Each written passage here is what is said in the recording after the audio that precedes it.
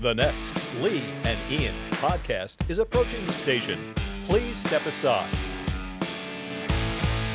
And welcome to the Lee and Ian Show. I'm Lee Navlin. And I'm Ian Grodman. The Lee and Ian Show is sponsored by Grodman Law and Mediation. Remember, when it comes to divorce, family first. Your children first. Mediation is the way to go. Grodman Law and Mediation. Thank you, Lee.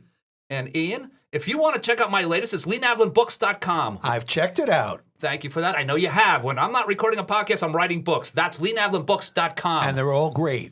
Both of them are all great. Ian, I really appreciate that. The books are selling well, and I think it's all because you've been making these recommendations. Well, I've told people I've read them 41 times. And I make the recommendations, they don't listen. But that's the way it is. That's the whole story of my life, Ian. No one listens to me, but when I say I know you. Everybody read Lee Navlin's books. They are great, they're fun, they're entertaining, and like a quick read. You could sit down in an afternoon and get it done. Ian, I appreciate that. Thank you very much. So that's LeeNavlinBooks.com, and that's Grodman Law and Mediation if you are in a situation where you need a mediator. Yes.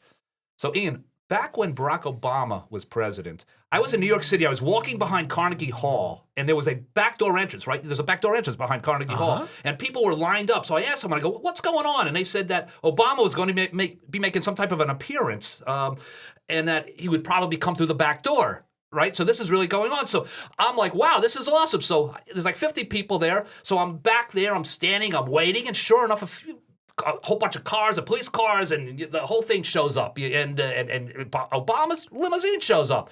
Obama gets out of the limousine. Everyone's applauding.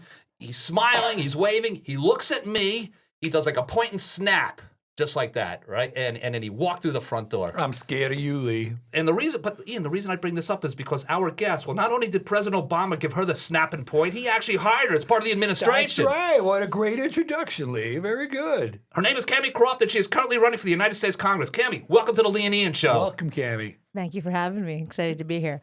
I want to tell you, I do the snap and point to my kids when they're in trouble. So I don't know what you did. Oh, oops. I thought he liked me, actually. President Obama was a little upset with Lee that day.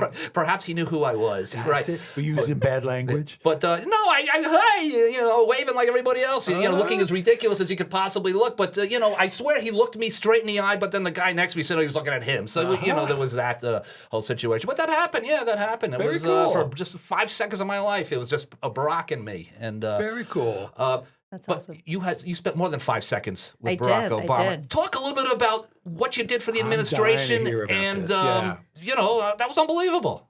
Well, one, I just want to note it was a very different time for leadership in this country, and a very different time where what we represented and who we are as a nation was respected globally in a very different way. And it was such an honor and privilege to be a part of that administration. I'm going to start with being on the campaign in Chicago. Okay, so that's how it started. You were campaigning for Barack Obama. Yes. Okay. So I worked on the Obama campaign in 2008 in Chicago at campaign headquarters. And my job on that campaign was one of its first kind, probably the first version of this. I think they've replicated it since. But I was completely charged with leveraging technology and digital tools to reach people and influence the media cycle. Okay. And I was one of the only technologists in the communications war room doing that. Now, this is 2008 It was pre-Twitter. Okay, yeah. Can you imagine? Wow. Yeah. Can you imagine? Do we have a world back then? Yeah, it was a better place. It was a better time, but different time. Different time. Different time. Yeah. Because there was a time when Twitter was a great place to get real-time information and engagement. It's a very different yes, platform today. It's not your father's Twitter anymore. Right. But one of the projects that I got to work on with an incredible team of people was a project called Fight the Smears. And it was one of the very first examples, especially in politics, of fighting disinformation online. Wow. And my job was We need you again. but in a very different scale and Right. and saturation and distribution Yeah. than then. And my job was the way that we understood where people were getting misinformation about what would become our first Black family in the White House was through chain letters.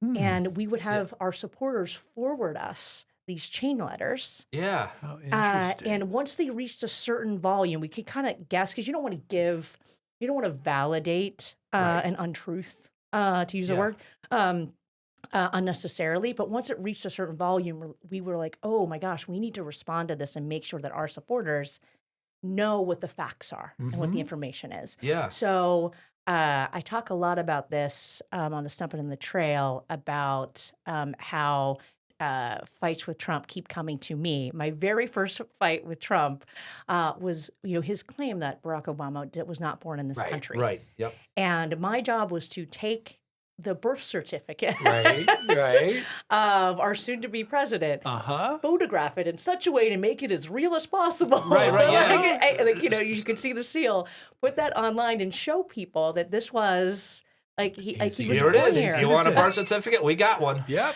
And that was one of the projects that I got to work on. Wow. That's amazing. And it was pretty cool. So, did you deal with Barack Obama directly? Did you have conversations with him? I saw a picture of you online with him. Yeah, is he as cool as I think he is? He's very cool. Yeah. He's very cool. And on the campaign, he was on the trail. Right. Busy man. And in the White House, when I was invited in to work in the White House, I was one of the very first people to come into the White House to leverage technology and digital tools to reach the public. On a very important issue. On the Affordable Care Act.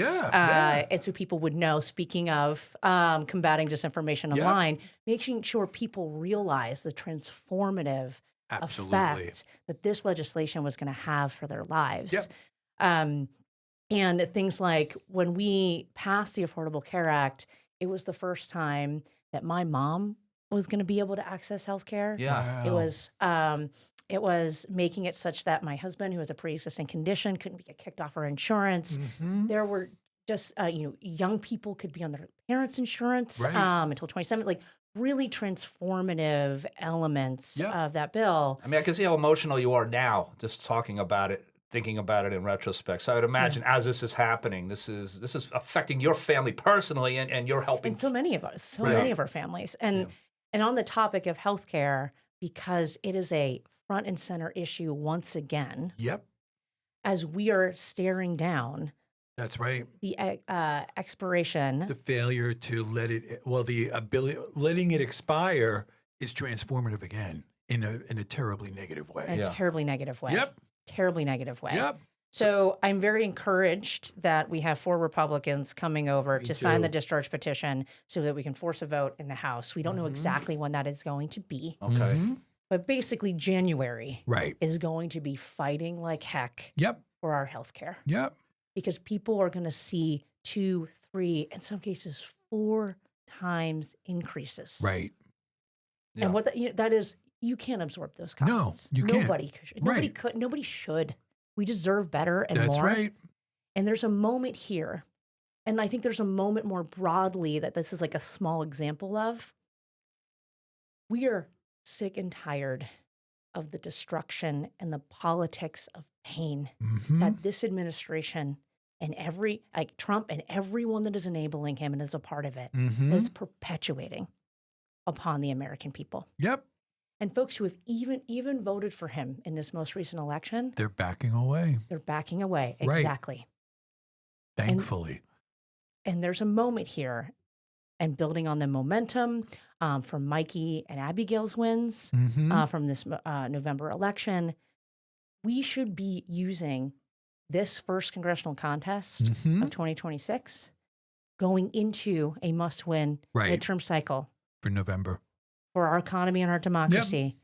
It is a transformational opportunity. We can't, it's not just about winning and stopping Trump. It is winning with a mandate that will give us the ability to have transformative policy change of the levels of FDR. Right. Because we have been so fragmented and so divided. And now that we've seen very clearly, we don't want this. Right. We can come together, and we know we deserve better, and it's time that we build it. And that is why I'm running. That is part of the change that I want to be a part of.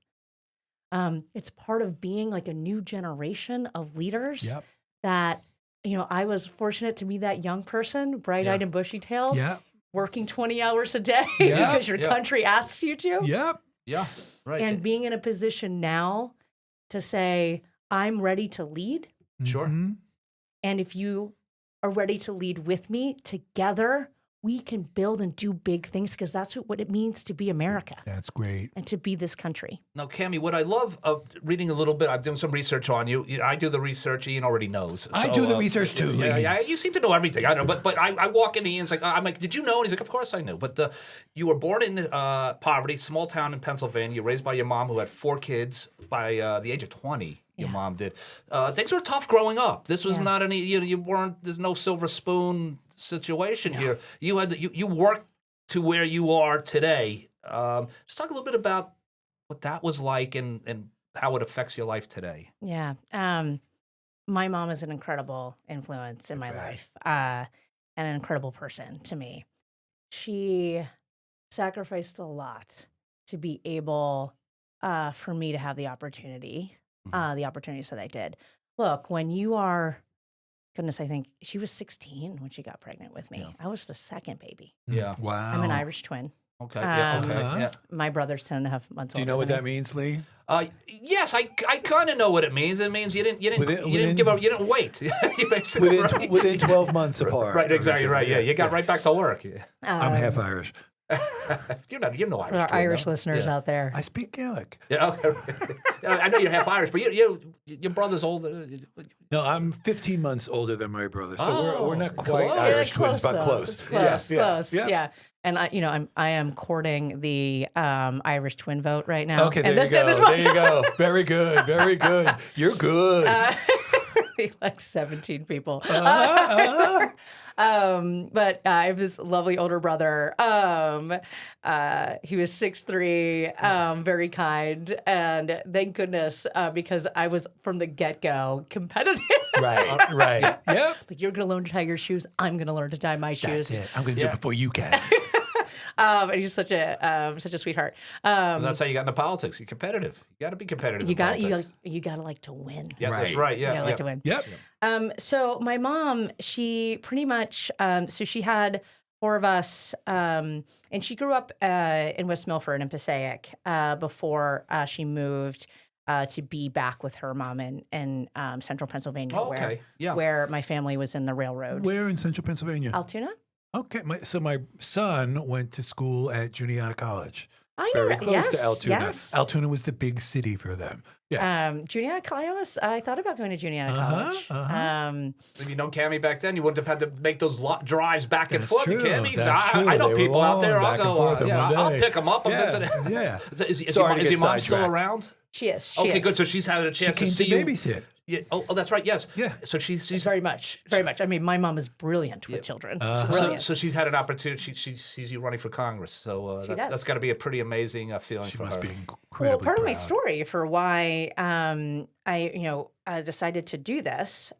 So oftentimes when women run for office, I think the Emily's List line Right. is it takes 6 asks. Yep. So one of the things, so I didn't think about running for office myself. This was not a thing that was on my bingo card for this year. Before Donald Trump attacked the nonprofit I was leading. Yep. Okay. But coming out of the experience where I was leading this clean energy organization, very focused on helping low and middle income people save money on their energy bills by using clean energy. We were attacked by the Trump administration earlier this year. Our bank accounts were unlawfully frozen. Wow. I was personally called out on the Senate floor as being part of some Wow. MAGA conspiracy. It's a very scary time Yeah. for me and my family. And it was at a time where they were just like showing that they were going to weaponize the Right. Department of Justice. Right. At the time, one of the leaders at the DOJ stepped down because there was no evidence for what they were doing. But they eventually found someone to bring a case, and it was a really scary time because we had to think that, oh my gosh, do I need do I need to be prepared that the FBI might come to my home? Yeah. Where I have a 4-year-old, a 5-year-old, Right, an 11-year-old right. kids, and what does this? What does that do to my life? Yeah. So we read about this. CNN talks about it. If Fox News talk, they're all talking about it. But to actually, you've lived it. This happened, dropped right in your lap, and you're on the congressional floor, explaining yourself, basically. No, I was brought up by Senator Grassley. Oh, so your name is okay. Yes. Gosh, and you're like, I didn't see that one as one of the leaders of the organization. Yeah. How do you explain that one to your kids?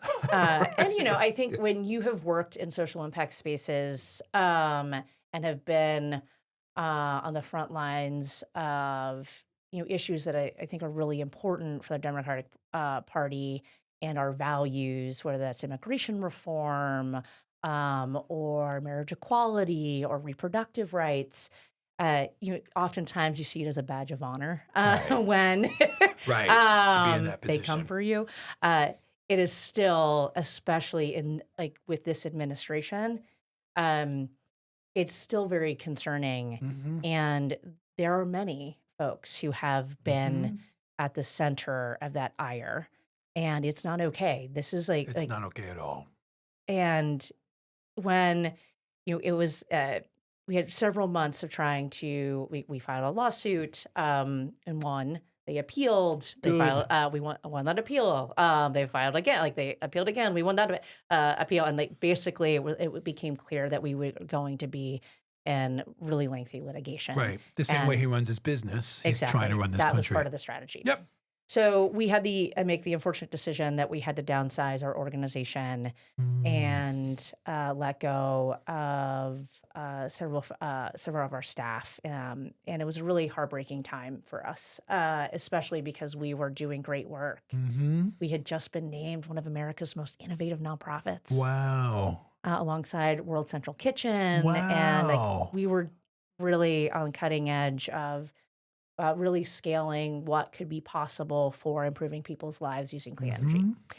And so it was really unfortunate. So when I came up for air from that, I knew that we were in a moment right now. Right. And I wanted to fight back. Okay. And it was actually my husband who suggested Running for that I Congress. might want to look at this. Run for Congress. That was. Thank you, Cammie's husband. He brought that up one day at the dinner table, or. We were actually my mom. So part of me thinks because she also influenced this. Okay. So she came up to watch our kiddos, and we got one night away for us, which is very rare. Now you have 3 kids, I think you mentioned, right? 3 kiddos. 3 children. Okay. Yeah, and they're all young. 4, 5, and 11. Well, 5 and 11, and you're running for Congress, so you have a lot of time on your hands. Ton of time. And all of them have main character energy. And the 11-year-old is very interested in my YouTube subscribers. Okay. She's keeping track. Love John Alpha.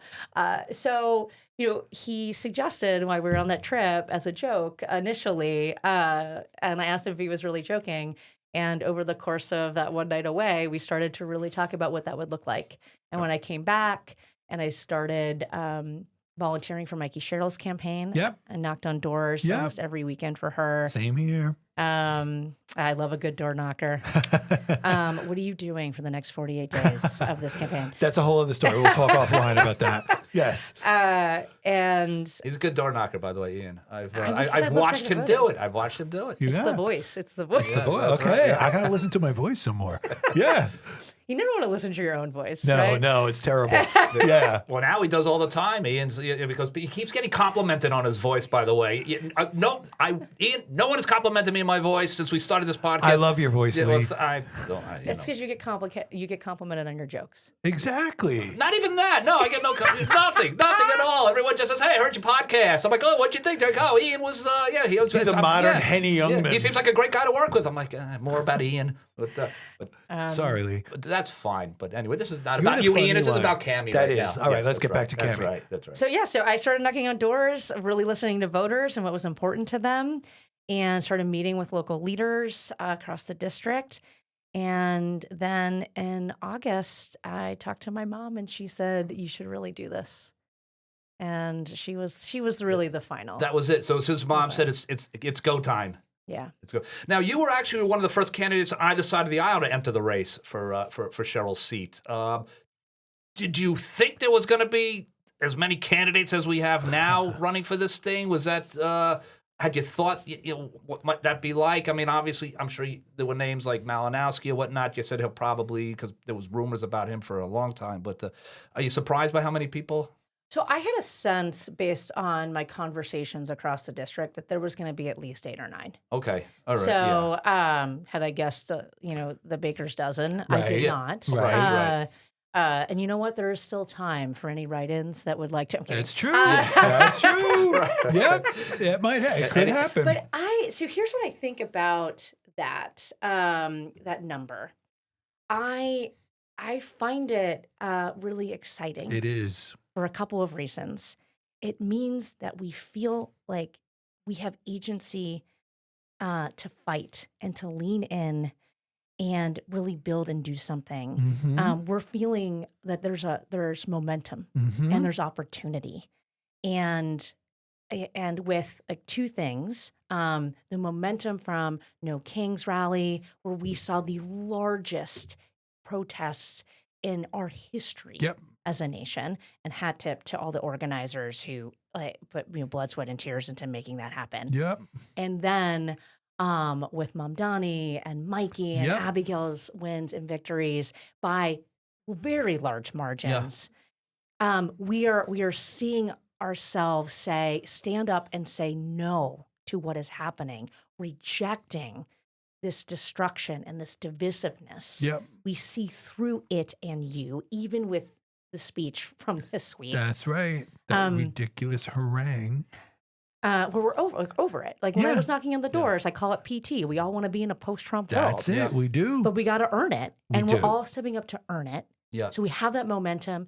And then also, we don't have the county line. Yeah. Right. So the county line being a mechanism where there was a lot of influence and a party Yes. endorsement could have in where you were placed on a ballot, Yep. making it very hard for any outsiders to be able to run and win. Okay. I am not a politician or a lobbyist. Mhm. Yeah. I am a mom and a fighter with decades of experience getting the federal government to deliver for working people. So in this moment, seeing that momentum and seeing this opportunity that you can have real voices being able to participate in this process, I think it's going to mean that our voters here in New Jersey 11 are getting an opportunity that they've never had before. Yep. Yep. And that opportunity is actually a pretty big one It's a great one. right now in this moment Yep. because it's the first Yep. congressional contest of 2026. Yep. Right. We get to It's decide incredibly important. and shape Yep. who we need to be as a Democratic Party. Yeah, the nation's watching this one. Yes, because we're in a national media market. Yeah, right, That's absolutely, right. yeah. And it's the first one, like you said, and Trump's paying attention. He knows if that's goes the way he doesn't want it to go, there could be domino effects. And as somebody who's It's been right through the involved in midterms. politics for 20 years now, for me, seeing so many people stepping up to do this is fantastic. So many people who have never run for anything before, and so many younger people, because generally the people who run for office are not as young. Right, no. And this is very, very exciting. And I think it's fantastic for New Jersey 11 and fantastic for the Now, country. Cammie, you're in Montclair. I am. You're based out of Montclair. I want to talk about why young people are running right now. Can I do Okay, that? good. May I do well, that? Yeah. and Montclair Lee? being a younger, well, it's there's plenty of young people in Montclair. Can But we anyway, interrupt you? What is it? let's Montclair's stay- the center of the universe. Yeah, it is a Montclair. center. Yes, that's right. Yeah, and Maplewood, South Maplewood Orange, Montclair. aspires to be That's right. That's Montclair. right. And Livingston and No. Morristown. Oh, well, today we have to say it's New Jersey 11. Yes, those are very important. Well, towns. let's talk about the young people. There Why was a young voter telling me people? about that last night at Yeah. a forum. Yeah, but let's talk about why young people are so engaged, because they are. They really are. My son, your son. When I was 26, 27, that's what they are. I didn't know. I didn't care. Where's the next beer party? That was my big concern. Our sons are engaged. Mine's not volunteering, but he's engaged. Yeah, that's right. Yes. So it's because it is, we've never had a chance to catch our breath. Okay. And we're in a moment right now where it's getting harder faster. And Yep. we've never had a chance to even get a second to try to build a life that is even close to what our parents had. Right. Yeah. I was 18 years old when the Twin Towers fell. Yep. And I had come from an environment that was decimated by the opioid crisis. Yep. And so then I enter college. Oh, you went to school where? I went to school at I did not go to Juniata College. Okay. I chose, actually the story is my aunt who was living in Seattle, Washington, said to me, you can have $250 or a plane ticket. And I took the plane ticket and bet on myself and went to school at the University of Washington. Very good. And at the time, I was very much a math and science nerd. I'm surprised to hear that you're a math and science nerd from our conversation today. So, yeah. I wanted to be a doctor, actually. Wow. I've always wanted to help people. I could see being a doctor. Yeah.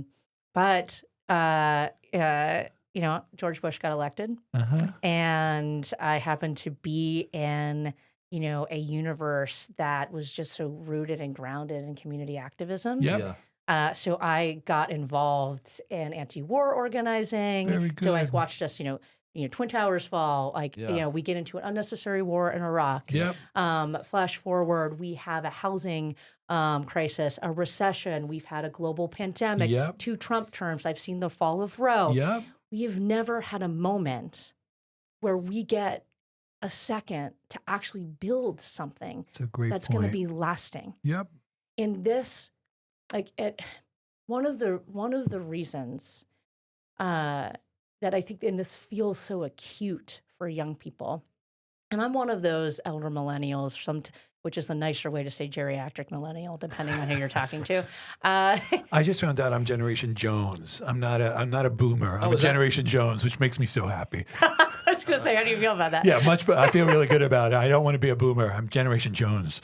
Main Street Gen X right here. Sorry to interrupt, Cammie. So I very much find myself in being in a position of a glue, Yep. right? Yep. Being able to experience a variety of different aspects of generations and being a bridge. And I've often been the glue in my family. I've very much been the glue in my career and the organizations and things that I've built. And I think for young people, what we feel so acutely is that these systems, this status quo has never worked for us. Yep. Never. Mm-hmm. And Trump and Trumpism has been a symptom That's right. of that. And if we don't get to the root, Yep. if we don't address that, look, I worked in government and it is not built for the modern era that we're in. It's not.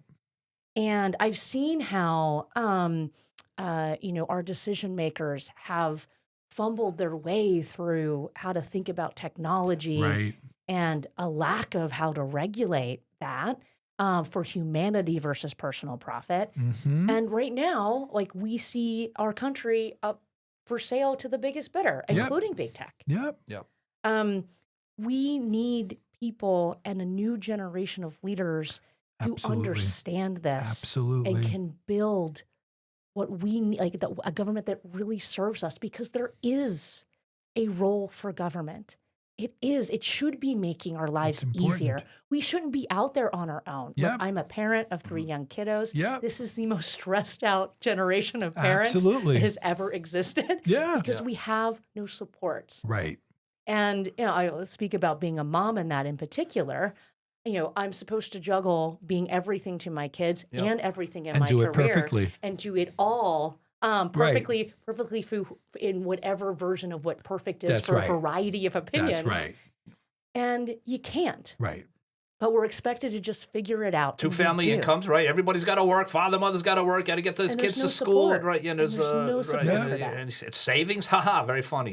How are you going to save because you're still paying off your college debt, and that you haven't even begun to chip away at that? Now you want to buy a house. I mean, it's that's great points. And speaking of being the glue, I'm also feeling the Gen Xers, you're also now taking care of your parents. Yeah, right. That's where we are. Yeah. Yep. And look, and I'm going to bring it back to healthcare, and Medicare and Medicaid and all those cuts from the the big hateful bill that passed this summer, and these subsidies that are that if we don't vote for them, are going to increase our healthcare by 2, 3, even 4 times. Yep. It isn't working. No, it hasn't been working. It's not. And if We need people who are going to go and be in positions of authority and power, who are going to fight like heck to get things done. Good. Perfect. Now, Ian, you know what I love? It's interesting because I've said to other people, I said, as somebody who is involved with the party, that the party needs to listen to people who are under 40 years old because it's a completely different world. We have to be creating things that are going to help these people. And so it's great that so many people in this age range are stepping up and doing this because it's really, really important because it's the only way that you're going to get people who are my age to listen. So good for you. Okay, might I say under 43 years of age? I'm just okay. I did have a birthday. Happy birthday. Since I started. So I am a 44. 44. Gotcha. Which actually kind of because President Obama was 44. Yeah, was that's right. 44th president. That's very good karma for what's about to happen. Very good. Very good. Now, Cammie, when you and I recommend But I do everyone. appreciate that you put me in the my skincare regime. All right, there It's we working go. for me. You're doing a good job. CammieForCongress.com. That's where they can check out all the information on you. And I suggest they do. And what I like about going to Cammie, Cammie. Cammie for Congress.com. You want to know a funny story of my name? Sure. I was actually named after a car part, the camshaft. Okay, that's cool. Wow. Yeah. Very cool. That's like my blue collar roots. There we go. So I like your dad that. was busy working on. Yes, and I worked on some cars with my dad. He thought it would be hilarious. Thank goodness my mom was the editor on that. Well, thank God he wasn't working on the muffler. You know. I don't even think they have camshafts in cars anymore. But when you go to CammieForCongress.com, right at the top, lower costs for families and corruption, protect your tax dollars. Clean, affordable energy. You don't waste any time getting to why you're running. Some people are like, hi, I'm running because it's very important to me. I love the United States of America. You're like, yeah, obviously I do. But let's get right to work. Yes. So ending corruption. Now you say corruption is a hidden tax. What do we mean by that? Oh, so this is the most corrupt administration in our lifetimes. Yes. Oh, they're doing great right now. Yeah, absolutely. I think last I checked, last they counted, there was a Wall Street Journal article on this. The Trump family has made $40 themselves. billion? Well, no, on crypto trades alone, I think it's $5 billion. Really? That's nice. Yeah, right, good. Yeah, it's like now we know why you ran again. Yeah. Meanwhile, again, like ACA subsidies are going to make our healthcare costs go That's up right. 2, 3, 4 times. That's right. And what I can't even fathom what you need to do with that volume of money. So we are seeing, and I joke with this sometimes. One of the things I did over the summer, as I was knocking on doors and doing research, was reading a lot of books on the Gilded Age. Because I think we find ourselves in this moment, in a very similar time, very extreme wealth. Yep. And the rest of us are trying to doing this like matrix of like how we're going to afford this one thing as this thing goes up.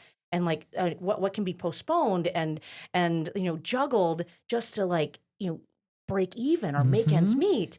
And meanwhile, you have these extreme examples of such opulence, right? And that is at our expense. It's there is at more everybody's than enough expense, right? For us to have a sustainable future that we can all build together. More than enough, but we can't get there without ending corruption in these positions of decision making and authority. So one of the first things that I did when running was roll out what my anti-corruption agenda would be. Great. 4 parts. Number 1, nobody in Congress or in the White House administration should be allowed to be doing stock trading. That is part of if you want to be in these positions of power, you're going to have access to insider information. You cannot be using that to enrich yourself. Good. 2, one of the things that we did in the Obama administration was that we had to sign a no lobbying pledge once we left that information, once we left the administration for a cooling off period. So again, you have access to information that you could potentially then go use to profit off of. So we should have a similar pledge of a 2-year cooling off period so that you're not leveraging, again, insider information for your own personal enrichment that you can then go take advantage of for yourself versus in that common collective and for the common humanity. Third, same with crypto, because we're like, that's a whole, like, we're seeing a whole other extreme of how people are using, like, or how this administration, the Trump family is using that to Absolutely. enrich themselves. So if you are in part of the privilege of serving is that you are not going to trade in crypto. Mm-hmm. And then the fourth part of this is no corporate PAC money. Mm-hmm. And I believe everyone in the Democratic Party should be making that pledge. And here is why for all four of these. Our voters, our constituents need to know without a doubt who you are serving. Mm-hmm. And it is them, and is not where, that next dollar is That's going right. to be. It has to be that. And if we aren't making that collective agreement and fighting for that, we are going to see just some more of that revolving door. Yep. And one of the things, in how I grew up, and growing up as part of the working poor, it is so expensive to run for office Mm-hmm. and be able to do this. And I am so privileged that I've had the opportunity to go to college, work hard, and build the life I have for myself to be able to do this. But so many have not. Right. And there are not enough people with the experience of actually being on food stamps, Right. actually being in public housing and Medicaid, being a Head Start kid. They're making decisions on behalf of those programs. That's right. That's right. And I will even say this when I worked in the Obama at White House. I remember when we were getting ready at the time, like we got the Recovery Act was like we had to do in our first 100 days because we were trying to prevent depression. A depression.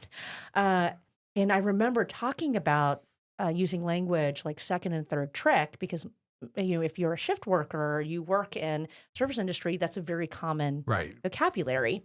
My mom has been a waitress most of her life. And I remember seeing blank stares. They didn't know what you were I talking didn't about. know what I was talking about. Yep. And I was in a different place at the time in my life at understanding my own personal journey. And I remember feeling like an immediate pang of shame Mm-hmm. that I didn't belong. And there was a different vocabulary Mm-hmm. for this other club of socioeconomic status. And I immediately was like, oh, I need a code switch here. And I'm upset with myself that I did Right. that. And over the course of my career, especially as I've done work in with formerly incarcerated communities and mixed status families, working in immigrant rights, and doing storytelling through a lens of dignity and owning your agency and story, I actually learned how to tell my own story in that process and own my power in that. And actually, we need that very lived experience. Absolutely. Fighting on behalf of us. And I think that is something I uniquely bring to this race. That's great. And just because, and this is sometimes there's a lot of times where people will use the phrase surviving poverty.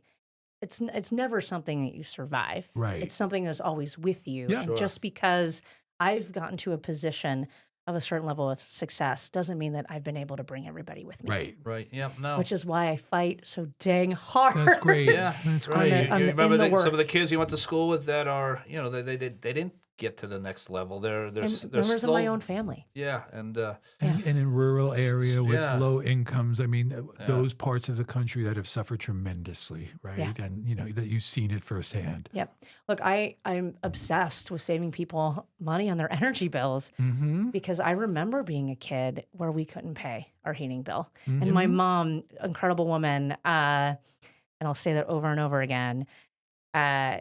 And I didn't realize this until I was a little older, but I remember one of those nights where we were all huddled together in the living room on one mattress with a bunch of blankets. And do you remember Willy Wonka? Yeah. And all the whole family in that one bed? oh, the Yeah. one She called bed, it the Willy Wonka bed. Yeah, Right. yeah.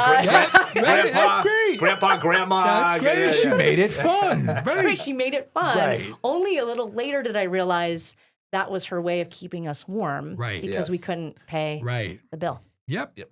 Yep. I want to get back to the Obama administration just a little bit because I don't get a chance, Ian, to talk to too many people that worked with President Obama. I don't either. Right? So I've been fascinated to hear about this. So, did you work with Joe Biden at all? I did. Yeah. So, talk a little bit about Joe, and maybe want to talk a little bit about what went down with his election and your thoughts on all that as it was. I'm just curious how that felt. First of all, what was Joe Biden like? So when I worked with Joe Biden in the administration, so he was the vice president, and I worked with him and his office, and specifically Ron Klain, who was his chief of staff then. Yep. Phenomenal leader, very much.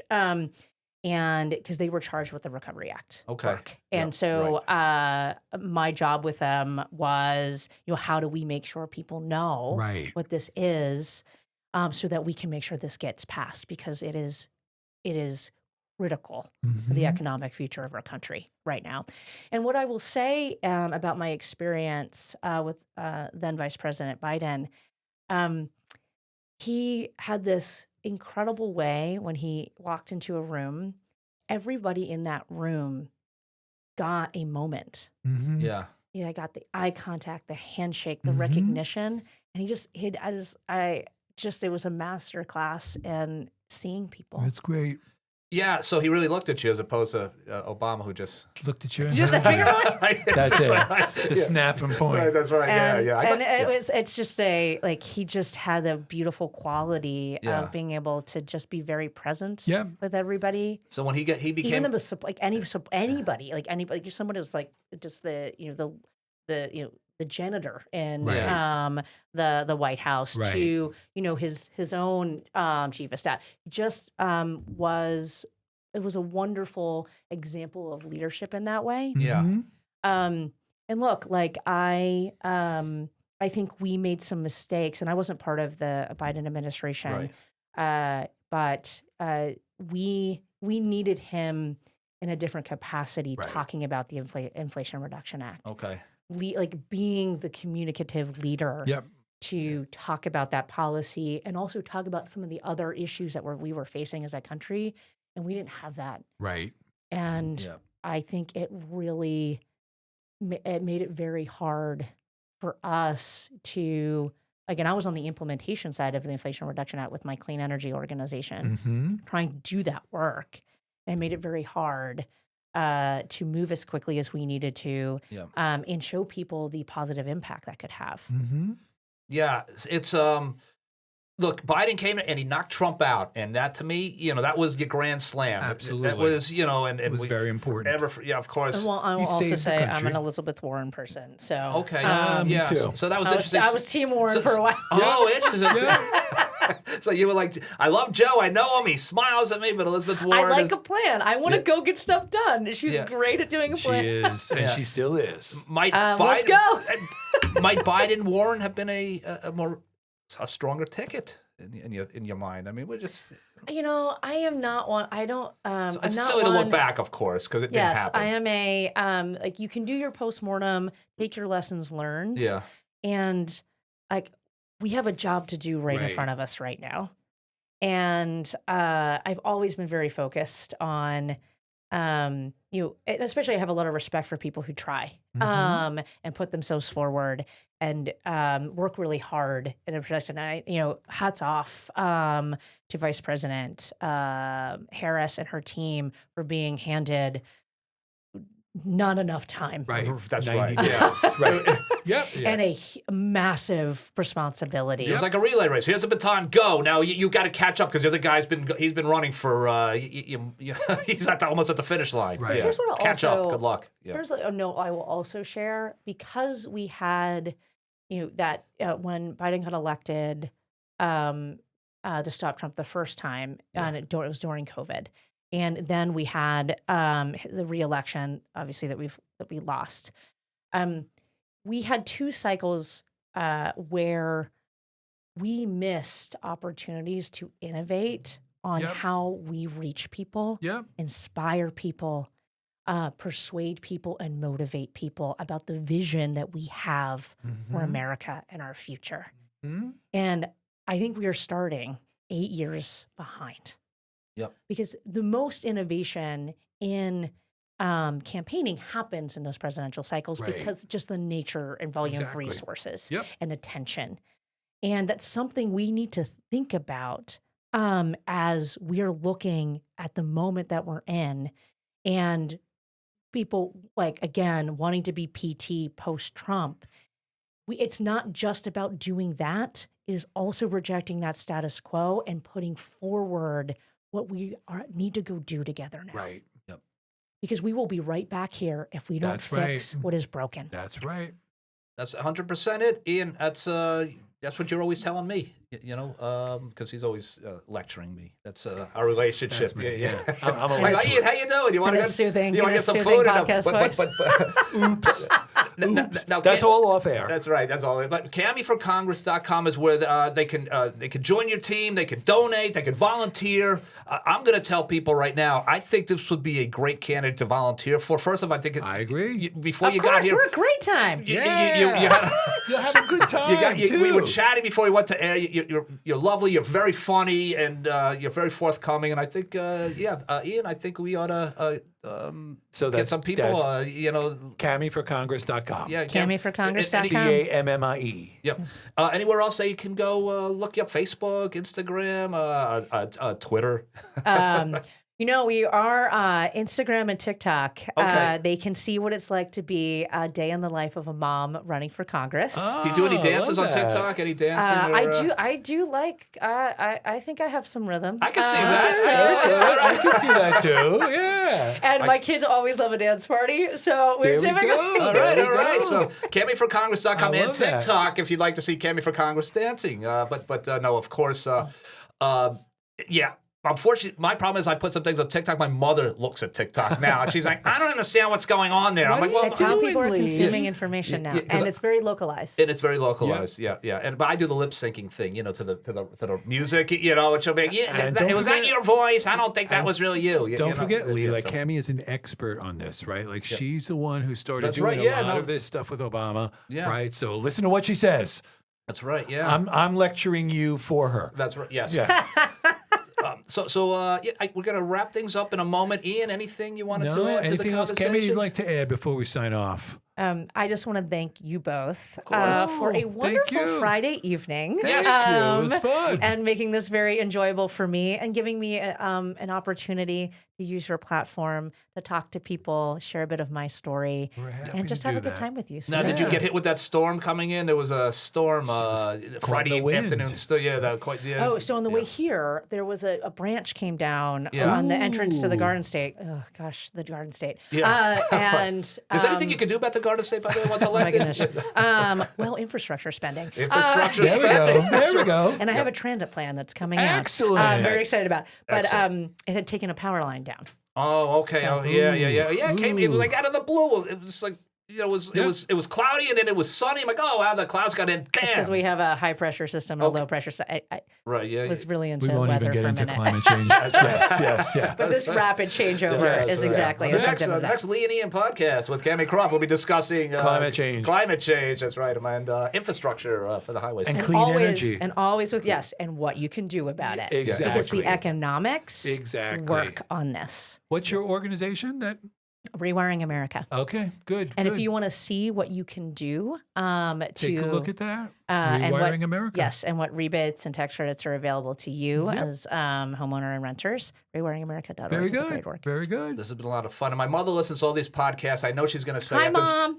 She's going to say, why can't you be more like Cammie? That's exactly what she's going to say. She's going to be very impressed with you. And we'll tell Cammie's mom. Do you want to call my mom? I was You know gonna what? say- Yeah, they'll hang out. My mother's down in Florida. If your mother needs a place to stay, what she wants Well, to. I did a campaign in Florida once in St. Pete. Okay, yeah, she's on the And other I side. did have yeah. my mom call voters in St. Pete That's when I needed to great. hit my voter contact That's number. great. That's Yeah. great. No, I my love mom's that. in Boca Raton on the other side of the. I see, I see. state. My brother Yeah, and sister yes, both yes. live in Tampa. Is it- So- what? I didn't know you had relatives down in Florida. Yeah, my brother and sister both live in, and my mother lived there for the last 10 years of her life with my sister. So, Okay. Yeah. Yeah. No, my mom's I-4 down in corridor. Boca Raton playing mahjong and everything Oh, there else. we go. Yeah, everything that else they. Oh, my family's not a mahjong family. Yeah. It's like I think it's a law in Boca. I don't think you can Okay. live there if you're that. But Yeah. All right. So Cammie, thank you so much for coming Thank you, down. Cammie. It was great. Thank and you for Cammie's having mom, me. you did a great job. Cammie's mom, you did. Yeah, I'll make sure she absolutely. listens to this. Okay, good. Thank you. And, we just got another listener. And I'll be checking out your YouTube channel with your And the daughter. Make TikTok sure that channel. everything is. Or is it your son or daughter? Who looks at the? Oh, Gideon, my 11-year-old. Okay, yeah. He's very into. He would like me to do more Twitch live streams. Okay. So for the Gen Alpha He's a gamer. listeners, Yeah. loves Yeah. See, I don't even know what that means because Twitch. I'm like, that's with your eye. What's wrong with your eye? Wait a minute. It's like, Your son and my son are friends. So yeah, you should know about Twitch. I stopped listening to those Gen guys years Alpha ago. is transforming how we communicate. Yep, It's going to be we're in for a Absolutely. fascinating, and they are going to be voting. That's right. Before we know it. Before we know it. Yeah, I'm from the 20th century, so I'm from the 1600s. Yeah, right. I don't understand today, but Cammie, thank you so much again. Thank you, Cammie. Thank you both for having me. I appreciate it. Okay, Yep. Ian. Until we do it again. All right. Have a good night. Good night, everybody.